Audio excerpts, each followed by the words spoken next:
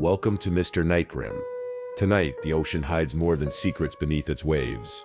5 true cruise ship horror stories await. Passengers haunted by midnight knocks, ghostly dinner guests, lifeboats that vanish into the fog, and mysteries locked behind cabin doors. Each tale is more chilling than the last, and every detail is real. If you love dark true stories, hit like and subscribe before we dive in. Now let's go. It's hard to talk about what happened on the cruise without sounding unhinged. I know how it sounds.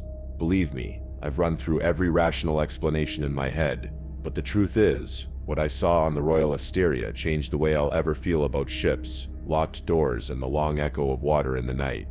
I was 26, riding on a ticket I could barely afford.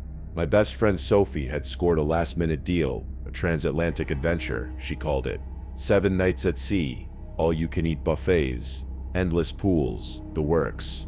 I'd just gone through a breakup. Sophie thought a floating palace with bottomless cocktails would snap me out of my fog. So we boarded in Miami, our suitcases rolling behind us, hearts lighter than they'd been in months. The stateroom was smaller than the photos had suggested. 2 twin beds pressed against the walls, a single porthole that framed the ocean like a moving painting, and a tiny bathroom that always smelled faintly of bleach and seawater. The sheets were starched and scratchy, but after days of travel, even that felt like luxury. Sophie passed out almost instantly, her soft breathing filling the cramped space. I stayed up, watching the dark horizon bob gently outside our window, lulled by the endless mechanical hum of the ship's engines. The first night it started. I was half asleep when I heard it. 3 soft knocks, so faint they barely registered. I sat up, groggy, and stared at the digital clock on the nightstand. 2:13 a.m. Sophie didn't stir. I thought maybe it was someone passing by, or maybe I'd dreamed it. The ship was old after all, and metal contracts at night. I lay back down, listening to the hush of the air vent, and eventually drifted off. But it happened again the next night, and the one after that, always at the exact same time. 3 gentle, measured knocks. Never frantic, never random, like someone following a ritual. Each time I'd freeze, heart thumping, listening for voices, footsteps, laughter in the hall. Nothing. Just the low hum of the ship and the distant slap of waves against steel. By the 4th night, I couldn't convince myself it was the plumbing or the ship's groans. The knocks had a rhythm, intentional, patient, as if whoever was outside was waiting for me to answer. I sat up in bed, adrenaline prickling down my arms. Sophie, always dead to the world, missed everything. She didn't believe me when I told her about the knocks, teasing me about cruise ship insomnia. But I started dreading 2 a.m. I'd lie there in the dark, eyes wide open, willing myself to stay awake, to catch whatever was happening. On the 5th night, I made a plan. I wedged a pair of running shoes under the door, hoping it would jam. I placed my phone on the nightstand, camera app open, set to record. I even left the bathroom light on, letting the thin slice of yellow spill across the carpet. Childish, maybe, but it felt safer. That night the knocks came again, 3 sharp and deliberate, right on schedule. I slid out of bed as quietly as I could, careful not to wake Sophie. The digital clock glowed 2:13. My heart hammered. I tiptoed to the door, phone in hand, and pressed my ear against the cool metal. The air on the other side felt different, charged somehow, as if someone was really standing there inches away. I hesitated, then reached for the handle. My palm was slick with sweat. I opened the door just a crack. At first, I saw nothing but the dim, carpeted corridor. The lights overhead flickered, casting long, warped shadows on the wallpaper. Then in the periphery, a shape. A woman stood a few feet away, her back to me. Her hair hung in dark, wet ropes down her spine. She wore a pale dress clinging to her body, soaked and torn, as if she'd climbed out of the sea moments before. Her feet were bare, toes white and wrinkled against the red carpet. I opened my mouth to speak, but my voice caught. The woman turned, slow and heavy, as if moving underwater. Her face was the kind you could walk past 100 times on a ship and never remember. A soft jaw, hollow cheeks, blue lips. Her eyes, though, were wrong, wide, unblinking, ringed with deep shadows. She stared straight through me, like she couldn't see me at all, or like I was just another ghost in her hallway. Water dripped from the ends of her hair, pooling at her feet, soaking into the carpet. I tried to say, "Are you okay? Do you need help?" but the words barely made it out. She didn't respond. She just raised one hand, limp and heavy, and pointed straight at my stateroom door. For a moment, I was so sure she was about to speak that I stepped back. Instead, she opened her mouth, and nothing came out but a wheezing, gurgling sound like someone trying to speak through water. That's when Sophie stirred. She called my name, her voice muffled by sleep. I blinked, startled, and when I looked back at the hallway, the woman was gone. No sign of her, not even a damp footprint. The only thing left was the silence, thick and wrong. The next morning I tried to explain to Sophie. She thought it was a nightmare. Maybe I wanted to believe that too, but the water spot outside our door, soaking the carpet where the woman had stood, wouldn't dry. Even after the attendants came by, the patch stayed damp, as if the ship itself was sweating out something it couldn't forget. I couldn't shake the feeling that I was being watched. All day I caught glimpses of long dark hair or a pale figure in my peripheral vision, by the pool, near the elevators, reflected in the glass of the empty buffet. Each time I turned, there was nothing there. My appetite vanished. I started skipping meals, pretending to nap in our cabin. At night I pressed my back to the wall, refusing to sleep until exhaustion finally won out. By the sixth night, I was unraveling. I called the front desk and asked if anyone had reported a woman matching my description, maybe a missing passenger, someone with dementia, someone sick. The attendant was polite but unconcerned. "No reports, ma'am. The ship is secure." She offered to send security to check the corridor. I told her not to bother. That night, the knocking didn't come at 2:13. Instead, I was woken by a cold draft, sharp as ice, washing over my body. I opened my eyes to see the stateroom door hanging wide open, the corridor beyond black and empty. Sophie was gone from her bed. I staggered up, panic rising, and stepped barefoot into the hallway, calling her name. There was a trail of water drops, glistening in the emergency lights, leading toward the stairwell. I followed, heart in my throat, every step heavier than the last. Deck after deck, the ship grew silent, the usual thrum of engines distant and hollow. My feet slipped in the water, the air thick with a salty, decaying smell like brine and old copper. I found Sophie 2 decks down, standing in front of a sealed maintenance door, her eyes glassy, hands pressed to the metal. She was whispering something, over and over, a name I didn't recognize. When I touched her shoulder, she jolted awake, staring at me as if I'd pulled her out of a nightmare. "I was just dreaming," she said, but her voice shook. Her pajamas were soaked. The crew dismissed it as sleepwalking, but that morning at breakfast I noticed an old, faded plaque in a glass case by the elevator. In memory of Evelyn Pierce, lost at sea, 1977, may her soul find rest. I stood there, cold creeping up my back, staring at the grainy black and white photo. The hair, the dress, the eyes, it was her. We spent the last night of the cruise with the lights on, luggage packed, the door bolted shut. I never heard the knocking again, but on the final morning, as we waited to disembark, I glanced down at my suitcase.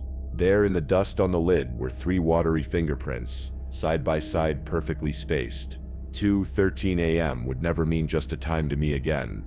They say ships carry memories like barnacles, never seen but always there beneath the surface. I still dream about the Royal Asteria sometimes, the endless halls, the hush of midnight, and a gentle, patient knock that nobody else seems to hear. I'd never set foot on a cruise ship before the Eclipse Voyager. I was 23, in that restless stage after college where everything feels like it's about to start, but nothing actually does. My older sister, Allison, convinced me to join her and a group of friends on a week-long Caribbean cruise, a kind of last hurrah before real life took over. I didn't know most of the people, but the idea of losing myself in endless sun, open water, and anonymity was too tempting to pass up. By the 3rd night, the ship already felt smaller. The endless corridors started to blur together.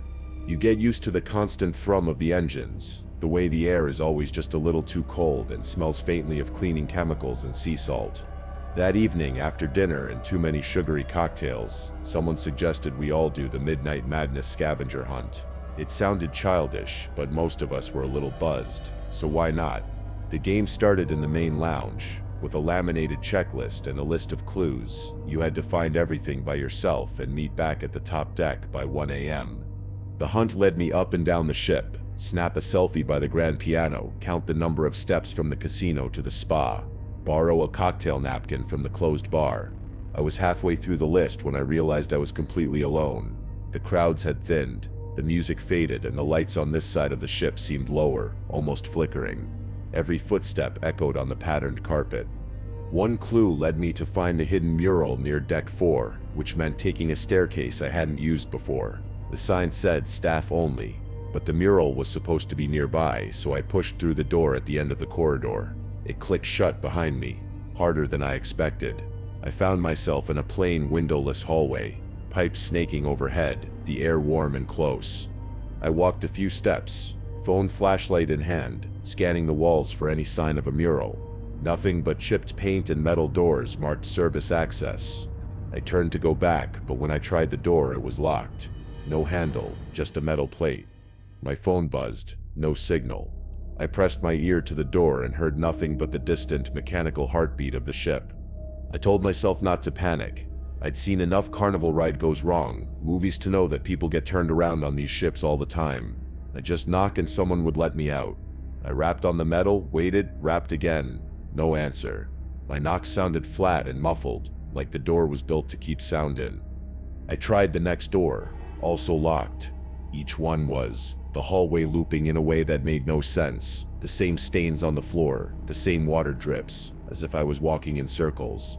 My heart rate picked up. I kept telling myself, it's just a service passage. You'll find a way out. Calm down. That's when the lights flickered and went out. Just for a second, but long enough to plunge me into pitch black, my pulse roaring in my ears. When they came back on, the hallway felt different, smaller, the air heavier, as if someone was standing right behind me. I spun around, breath fogging in the artificial cold, but saw nothing. I tried calling Allison, then the front desk, but my phone just showed no service. I checked the time, 12:29 a.m. The scavenger hunt was supposed to end in half an hour, but I couldn't even tell which way was forward anymore. I started banging harder, shouting for help, but my voice sounded flat, swallowed by the insulation. That's when I heard it, a faint scraping sound far down the hallway, like something dragging across the floor. Then a voice, soft, almost childlike, called my name. Liam. The voice didn't sound like Allison. It wasn't set any of my friends. It was too high, too slow. Each syllable stretched unnaturally long. I backed away from the sound, heart hammering. Then it came again, closer, echoing from the metal walls. Liam, come on. You such are not supposed to be here. I pressed myself flat against the wall, listening as footsteps, bare, slapping, uneven, approached from the shadows. My flashlight flickered, and the air grew colder, heavy with a coppery tang, almost like old blood. I tried to swallow, but my throat was too dry. The sound of those footsteps, wet and dragging, sometimes scurrying, came and went in bursts. Whatever was back there, never rushed, never spoke again, except for my name, always in that sing-song broken way. Liam, you're lost. The overhead lights flickered again. I forced myself to look, to scan every shadow, every dark corner of that corridor, but it always looked the same, bare walls, cold metal, and a feeling like the whole ship was holding its breath. I pressed myself against the nearest door, pounding with both fists until they ached. Help! Is anyone out there?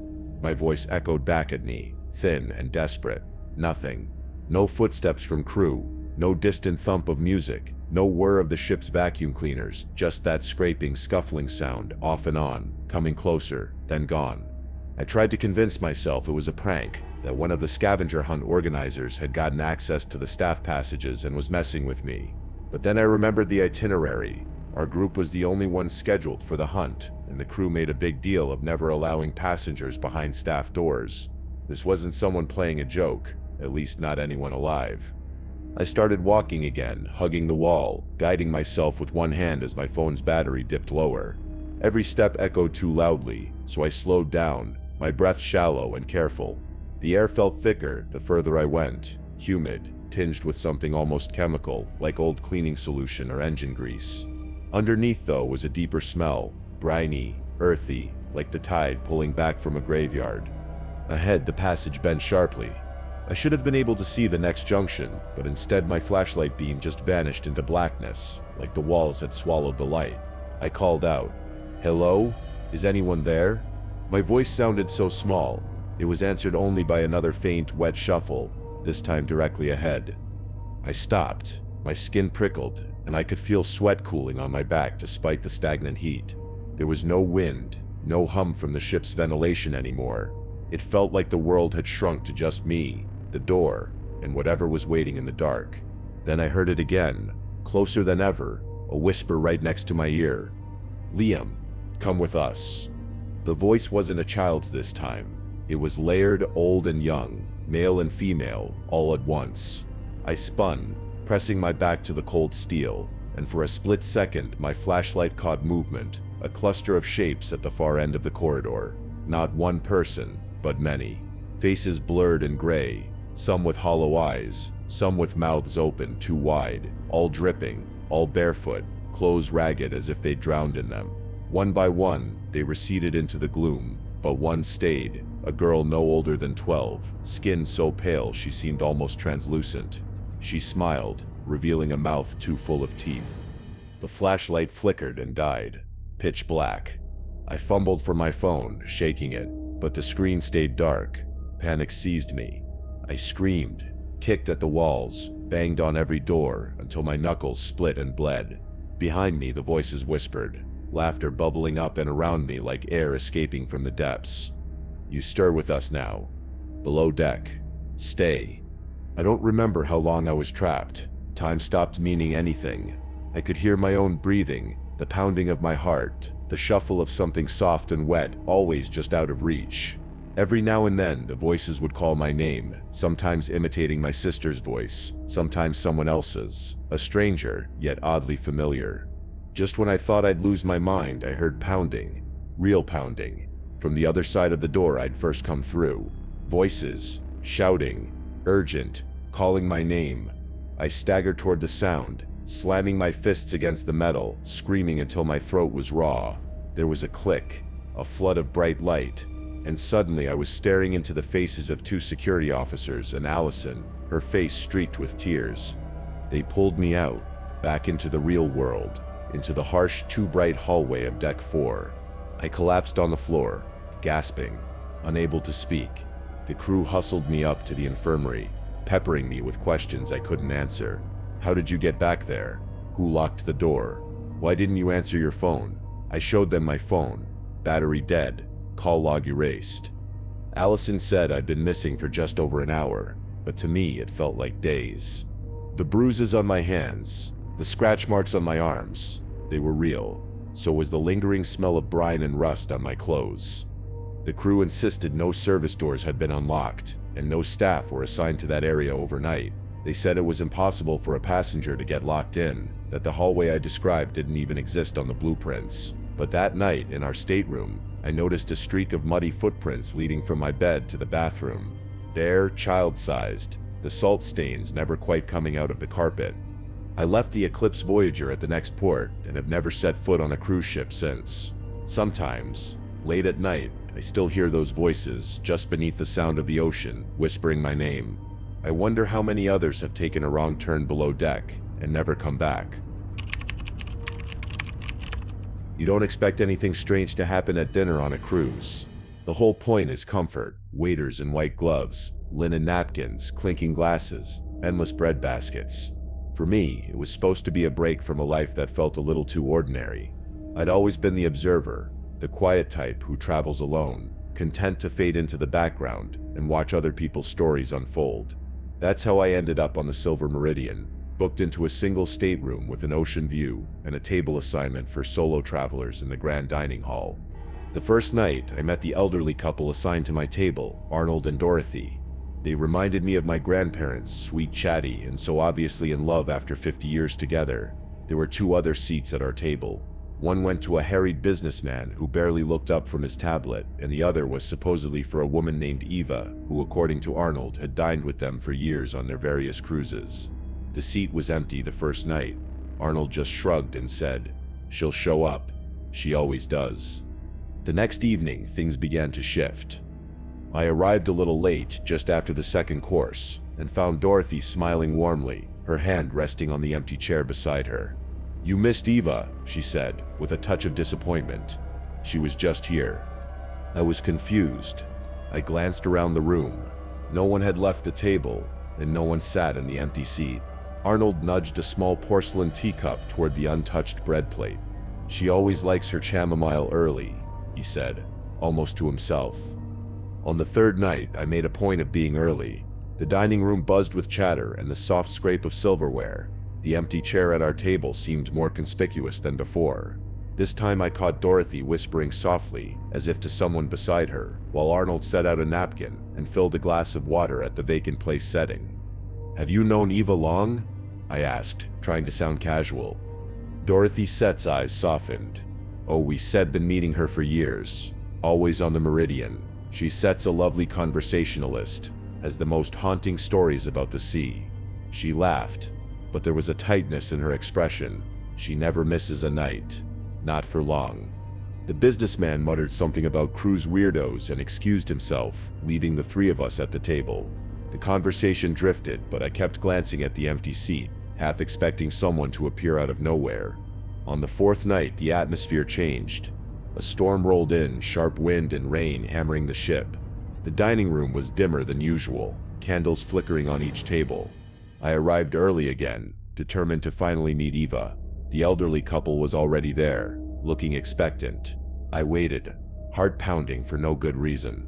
The waiters moved around us in choreographed silence. The chair next to Dorothy remained empty, but at some point, as dessert arrived, the air beside me turned cold, a sudden unnatural chill that raised goosebumps on my arms. I shivered and glanced to my right. There she was. I blinked, thinking maybe it was the candlelight or a trick of my tired eyes, but the woman in the chair was as real as anyone at the table. She looked to be in her 30s, with pale skin and dark hair pulled back in a low bun, dressed in a simple, old-fashioned blue dress. Her eyes were striking, a strange silvery gray, as if reflecting the storm outside. She smiled at Dorothy and Arnold, her lips barely parting. "Thank you for saving me a seat." Her voice was quiet, melodic, and somehow carried above the clatter of the dining room.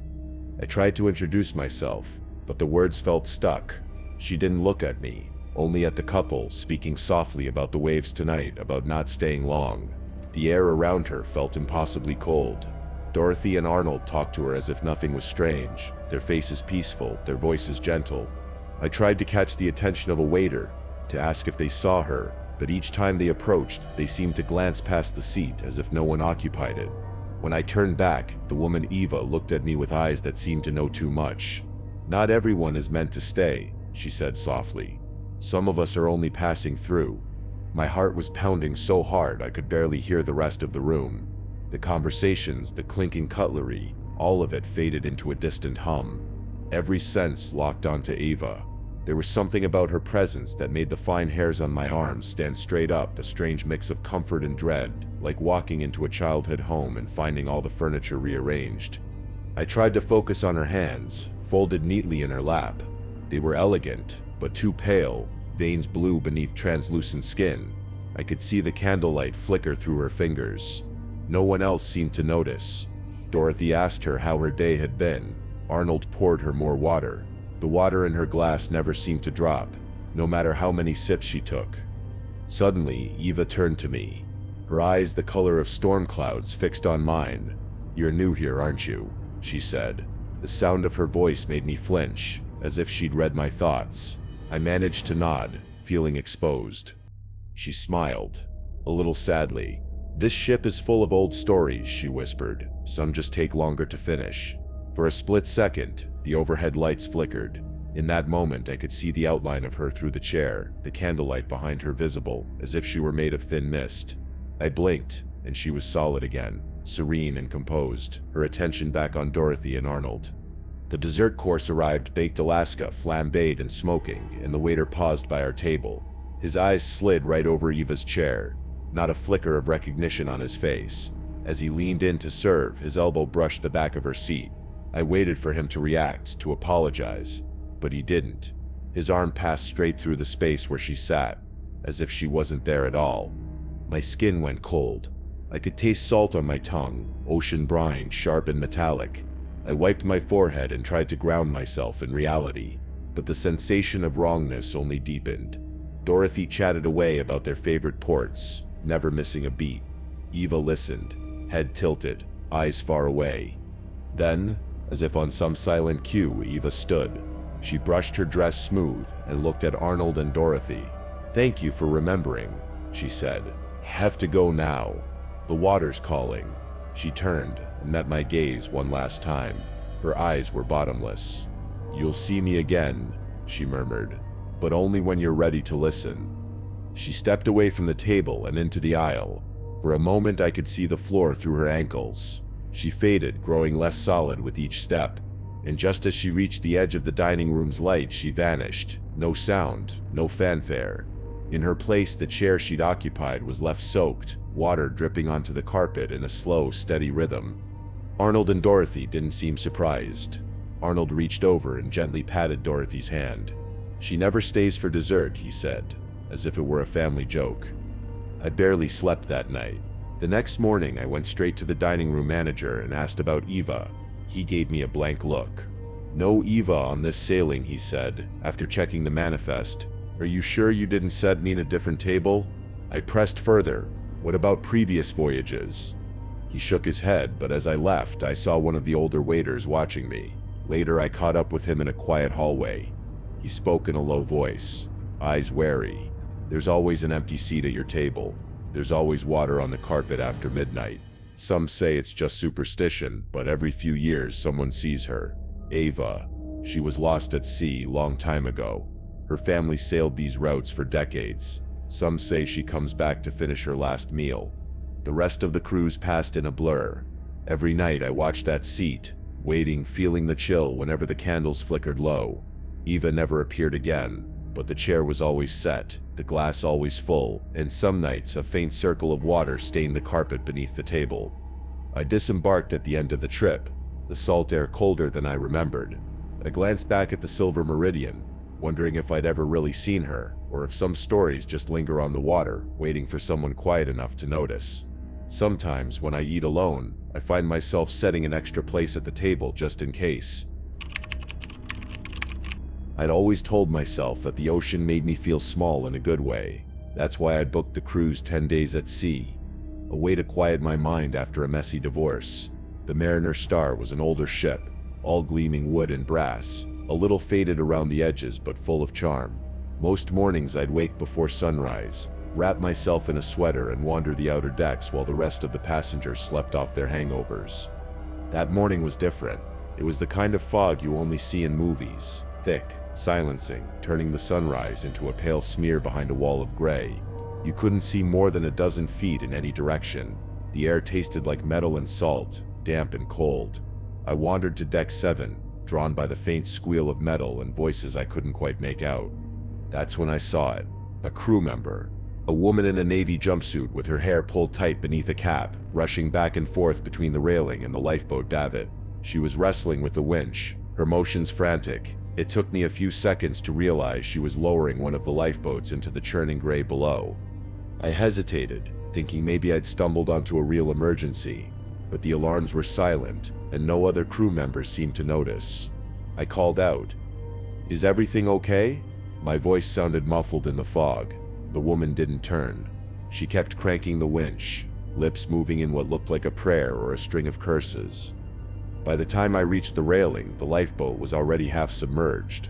The woman stared down into the mist, gripping the cable so hard her knuckles were white. Her eyes flicked up to mine just for a second, and I saw something wild there, desperate. She didn't speak, only shook her head minutely, like she was warning me away. I looked down, expecting to see someone in the lifeboat. Instead, the boat looked empty, at least as far as I could tell through the rolling fog. The water seemed to move differently around it, small waves rising up, slapping against the hull. It rocked in place, moored only by the steel cable and the trembling hands of the woman above. Suddenly, a deep groan rattled through the deck beneath my feet, and the cable snapped. The lifeboat plunged into the fog, vanishing so quickly it felt impossible. The woman gasped, let go of the winch, and stepped back. She glanced at me, eyes huge, lips parted like she wanted to say something, but then she bolted down the side deck and disappeared into the mist. I stood there alone, pulse racing, the silence thick. I waited for alarms, for someone to come running, but the fog swallowed everything. When it finally thinned an hour later, I checked again. There was no sign of the lifeboat, Not in the water, not hanging from the davit, not even a scuff mark on the paint. I convinced myself I must have misunderstood, that maybe the boat was being cleaned or repaired. That afternoon, I found a steward and asked if there had been a drill or emergency that morning.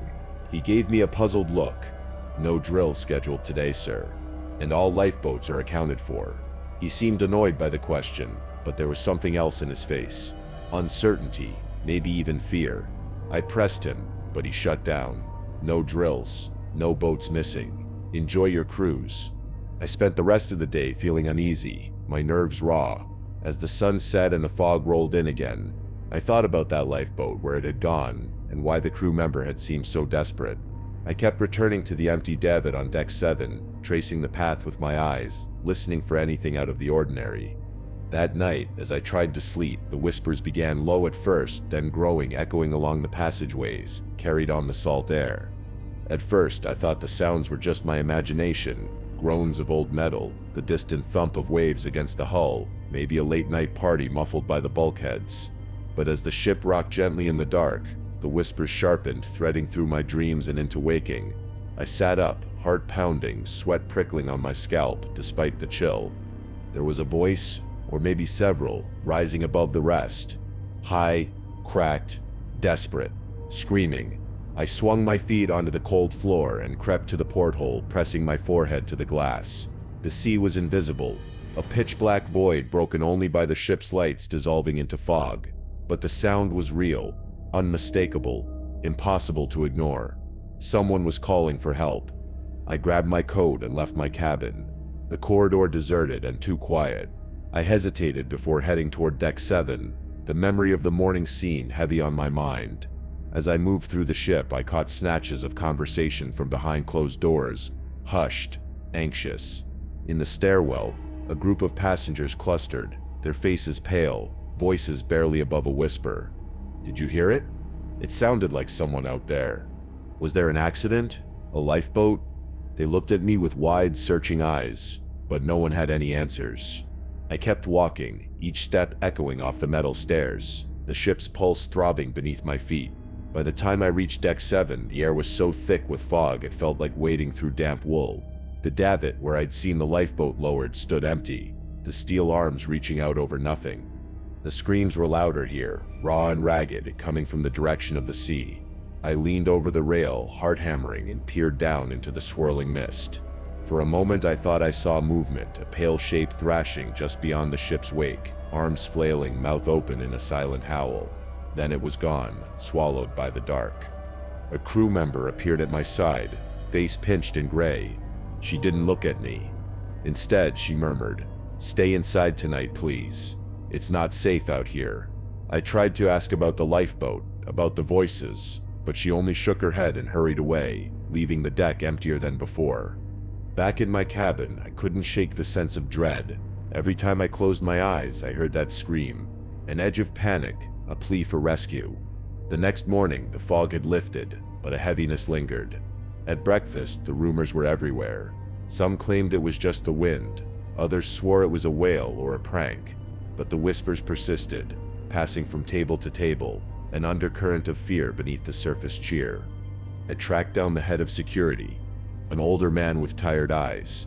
He listened to my story, then said quietly, "You didn't see anything, sir. These things, stories, can get out of hand. No lifeboats missing, no one overboard. Sometimes people see what they want to see." He refused to say more, but that night as I lay awake, I heard it again, a distant watery scream, riding the waves. The sound echoed along the side of the ship where the lifeboat had vanished. Others heard it too. I saw faces at portholes, people standing on balconies staring into the dark. When we finally reached port, I stepped onto dry land with a relief I didn't know I'd needed. Before leaving, I walked the length of deck 7, one last time. The davit stood empty, a streak of rust running down the hull beneath it, as if something heavy had been dragged away. The crew had repainted the area, but you could still see the outline, a shadow of the lifeboat that wasn't there. I never found out what happened. Some nights when the wind's right and the sea is calm, I still dream of voices calling from the fog, pleading, trapped, desperate for rescue. And I always wake with the taste of salt on my lips, and the echo of a lifeboat slipping away into the dark, taking its secrets with it.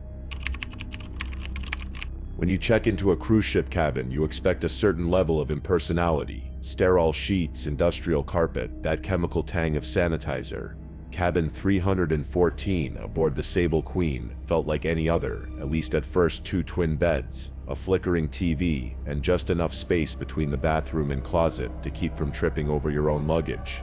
I was traveling with my friend Marcus, who I'd known since college. We both needed a break from our jobs, convinced by a half-price promo for a week-long Legends of the Atlantic voyage. From the start, there was something off about the room. The air felt heavier, thicker somehow, and never seemed to get warm, even with the thermostat cranked. I shrugged it off as bad AC. Marcus joked that the room looked haunted. He was always quick with that kind of humor, especially if it meant getting under my skin. I laughed, but privately I noticed the little things. A faint stain under the window, like something had soaked through the carpet years ago, and a closet door that never quite closed all the way, no matter how hard you pushed. The first night, we went out for drinks at the Sky Lounge and staggered back late, our voices echoing off the narrow corridor walls. I dropped onto my bed and was out cold almost instantly. In the morning, Marcus shook me awake, holding up my wallet and phone. "You leave your stuff in the bathroom last night?" he asked, brow furrowed. I hadn't. I always put my things on the table next to my bed, habit drilled into me after years of losing stuff while traveling. I chalked it up to forgetfulness, blaming the cocktails. But that day, other things felt misplaced. My watch left on the windowsill, Marcus's socks balled up and shoved under my pillow. Each time we swore we hadn't touched each other's things, but the joke kept going. "Maybe Greg did it," Marcus said with a smirk, naming the ghost he'd invented on a whim. That night I showered before bed, wiping steam from the mirror. There, scrawled across the fogged glass in a trembling childlike script, were 3 words. "Welcome, I'm Greg." My blood ran cold. "Very funny, Marcus." I called, but he was already in bed, snoring softly, a book open on his chest. I tried to erase the message, but the letters lingered in faint streaks, as if written in something oilier than just steam. The next morning, Marcus found his watch in the mini-fridge, ticking loudly against a can of ginger ale. My toothbrush was perched on the air vent. Each time, the rearrangements got stranger, almost purposeful, as if someone was playing a private game. On the 3rd night, the notes started appearing on paper, tiny squares torn from the hotel notepad, each signed Greg. The handwriting was jagged, sometimes in blue pen, sometimes in pencil. One note read, "Don set leave after midnight." Another Beth said, "I like your shoes. Size 10? We tried to laugh it off. We told ourselves it was the cleaning staff, or maybe a bored kid with a keycard, but we never caught anyone in the act, and none of the other cabins seemed to have issues. Every evening as darkness fell, a chill crept into the room, stronger than the ship's usual cold. I started sleeping with the TV on, needing the background noise. On the 4th night, the air in 314 felt suffocating, thick with the smell of wet metal. I woke to the sound of Marcus's voice, sharp and scared in the dark. "Did you move my bag?" he hissed. His suitcase was wedged in the bathroom, blocking the door. When I helped him drag it out, we saw another note, stuck to the mirror in the same jittery hand. "Only one can stay." Neither of us slept after that. The next morning, Marcus wanted answers. He was never the type to scare easy, but the new note rattled him. He pulled me aside over breakfast, voice low. "Dude, this isn't funny anymore." I checked my shoes were under my bed, and I found them lined up at the door when I woke up. "What the hell is going on?" I tried to calm him down, but my stomach twisted with unease. I'd found my phone in the shower that morning, beads of water collected beneath the cracked screen. We both knew it wasn't each other. Cabin 314 had become a place we dreaded returning to. Every time we unlocked the door, we scanned for signs, drawers left open, clothes rearranged, the little Greg notes multiplying. Each message more pointed, as if Greg was watching us, waiting. That afternoon, we went to the purser's desk and asked if anyone else had access to our room. The woman behind the counter frowned. "Only housekeeping, sir, and they're assigned to your hallway during regular hours. No one reports being in 314 after 5 p.m. When Marcus pressed, asking about past guests, she hesitated. "I'm not supposed to give out information, but," she lowered her voice, "strange things tend to happen in that cabin. Some guest request to move." Maintenance says it's just bad wiring, a cold draft, but there are stories, old ones, never the same twice. That evening we combed through online forums, desperate for anything about Greg. There were rumors, old posts from years ago, people who'd stayed in 314 talking about misplaced belongings, notes on mirrors, the feeling of being watched. One thread mentioned a man named Greg Holloway, a solo traveler who'd vanished from that cabin on the same week, 12 years ago. No trace, no explanation. The cruise line never confirmed it publicly. Marcus grew more paranoid as night fell. He stacked his luggage in front of the closet, stuffed towels under the door, kept the bathroom light blazing. I tried to joke, but neither of us laughed. The tension in the room was a living thing, breathing with us, watching. Around 2 a.m., I woke to the sound of whispering, a papery rustle, a voice too close to my ear. Only one can stay. The air felt colder than ice, pressing into my lungs, squeezing my chest. I tried to call out to Marcus, but my throat was tight, voice barely a rasp. Through the blue light of the TV, I saw a shape by the mirror, tall, thin, just on the edge of sight. It flickered, not quite solid, head cocked at an unnatural angle. The room was filled with the scent of old cologne, and something damp, earthy, almost rotten. The shadow moved, stretching over Marcus as he slept, fingers long and boneless. A chill swept through the room, the closet door rattling despite Marcus's barricade. Then the shape turned, staring right at me, empty eye sockets, a smile carved deep in a pale, featureless face. My heart stuttered. I shut my eyes, willed it to stop, to be a nightmare. When I opened them, the shadow was gone, the room dead quiet, except for the thrum of the engines. Marcus was awake, staring at the ceiling, breath ragged. "Did you see it?" he whispered. I nodded. Neither of us moved until sunrise. We reported everything to security that morning, every note, every moved object, every strange cold hour. They listened, then admitted that cabin 314 was under review. One guard, a grizzled man with tired eyes, muttered that it happened every year, always this week. Sometimes it's nothing, sometimes it's worse. One year a man just disappeared, left his shoes by the door, wallet on the table. They never found him. Name was Greg. Marcus and I switched cabins that day, stuffing our bags and bolting for the higher decks. The new room was bright, almost too warm, filled with ordinary ship sounds. But I never really rested after that. Some nights I'd wake thinking I heard a faint scratch at the door, or see the ghost of a note on the fogged mirror. Marcus swore off cruises for good. I don't blame him. Sometimes I wonder if 314 is still empty, waiting. If Greg is still there, shuffling the furniture, signing his name, searching for someone to stay. I don't have the answers. All I know is I'll never set foot on that deck again. And if you ever find yourself in cabin 314, check the mirror before you sleep. You might not be alone.